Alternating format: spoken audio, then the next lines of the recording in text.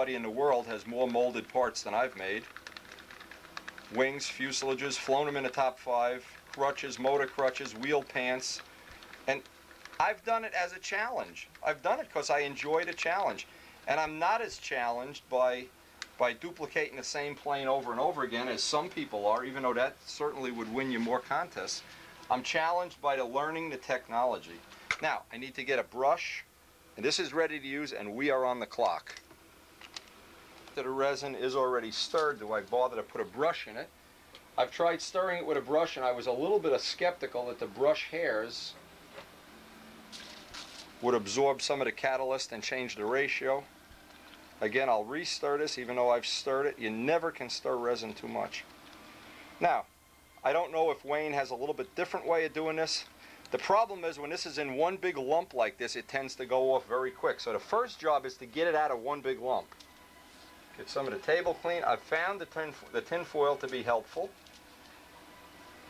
And what I try to do is just get some of this onto the part. This separates it, and the more I can separate it, the longer work time I'll have. This is why I use it. I've done this over the paper, and it tends to stick to the paper, and I don't know if it's because I'm just a little bit too sloppy. The first thing when I started doing, and it's funny, I started doing little molding projects, I did little exhaust stacks, and I look back at those old videos every time I make somebody a copy, and I think, wow, it was challenging doing those little parts. But as the part gets bigger, it gets more challenging. As the materials get more sophisticated, it gets more challenging. And as the part has to do something, like a wing, when we did the molded carbon wing, it can't break. It's got to be structurally strong rather than cosmetic. Now that's more than enough resin on there. Notice I left the last little bit dry, for right now anyway. Now I take this piece, which is just a little bit shorter, and if I'm real lucky I'll get it dropped right in.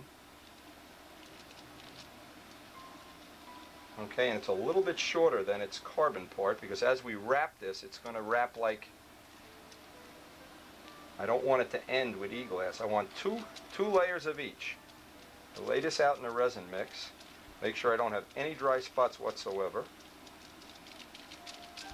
Right about now is when the bird would come over here and take this and run off with it. I'd be turning around and the stuff would be gone. And I'm afraid it is toxic stuff, like I said. Now we've got that mix real nice. Now I have to decide what size tank I want to make. One edge has to hang off, and it's the edge that we hammer out. So I will typically take this corner, lay this up around here,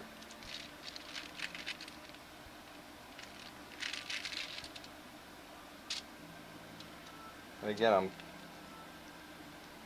being very careful. This material is delicate. Delicate and expensive, a bad combination. And I'm just going to wrap it, kind of drop the foil away from it. As I wrap it, pull it back. Try to get out with the only air in there.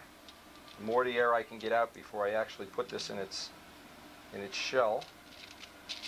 Put a little bit of tension on it as I wrap it, but not much.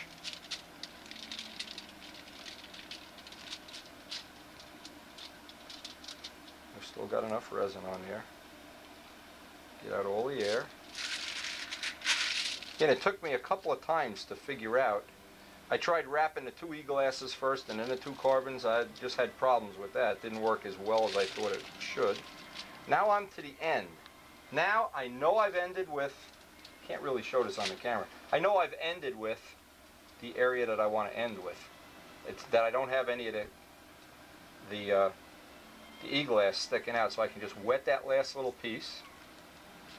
If I did, I'd have to trim that off. The first couple times I did it, I wound up having to trim that off.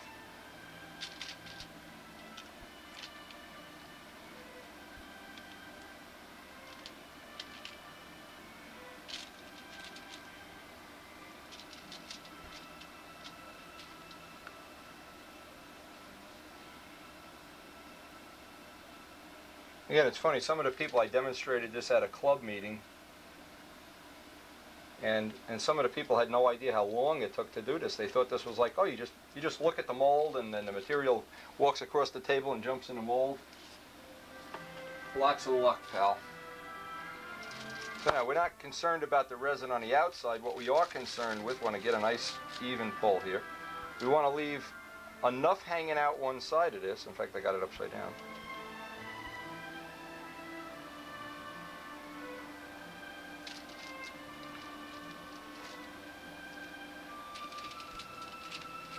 Now, any little wrinkles that I have is not going to really matter, but I can get some of it out.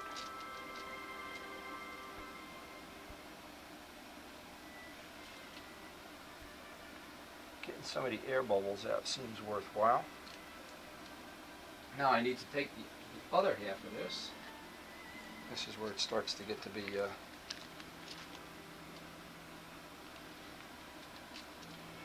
just close it up by hand.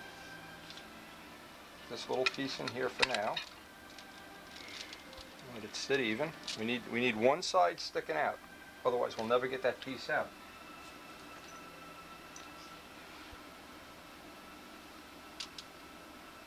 All I need to do for right now is just tack the pins in.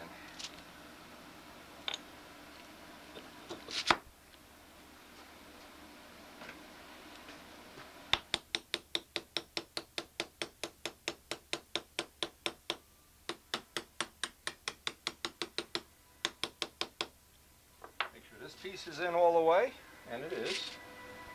Looks like we're going to have a good layup here.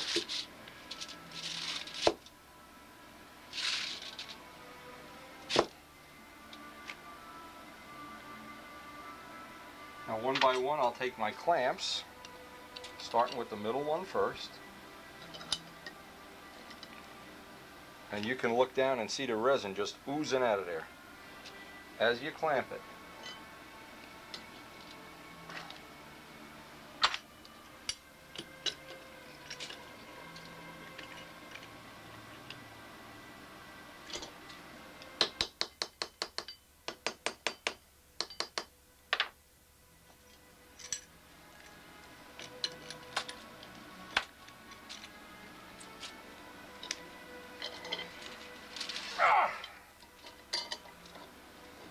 Pretty good. Where did I just solve?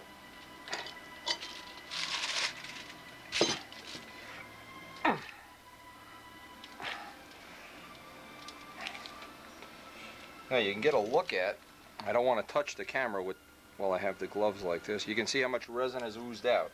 Now what we have to do now is, it's just going to take a second, is I need to make a piece. Just put anything under there, it doesn't matter. I should remember this by now. Anyway, I get that. I need to get my piece of tow. Can't shut the camera off for a split second, because what will happen, every time I touch the camera, I have to clean it, and I'm wearing out the buttons on the camera from cleaning it. Now with the resin that I have left over, I need to build up what amounts to be an interference lip here. This is what you've seen on that other part.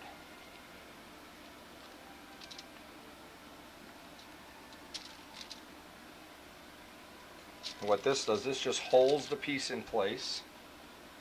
Again, you really don't need carbon fiber here. You could use we just happen to have so much carbon fiber in the shop that these are the scraps for making landing gear. Now I try to butt that up in there if I can. Give me a nice, strong piece.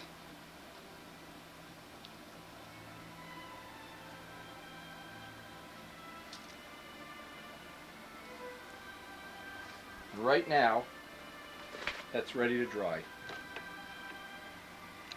With the gloves off, you can see how that lays in there. I can loosen the clamps and tap that piece in just a little more. It'll squeeze some resin out. It's pinned. Now normally I would let this sit. Cure time can be anywhere, depending on the temperature, 4 hours to overnight to 24 hours, and I guess in real cold weather, but that's got to sit. And while that's sitting, the resin that I have left over, I'll cut the material and make the end caps.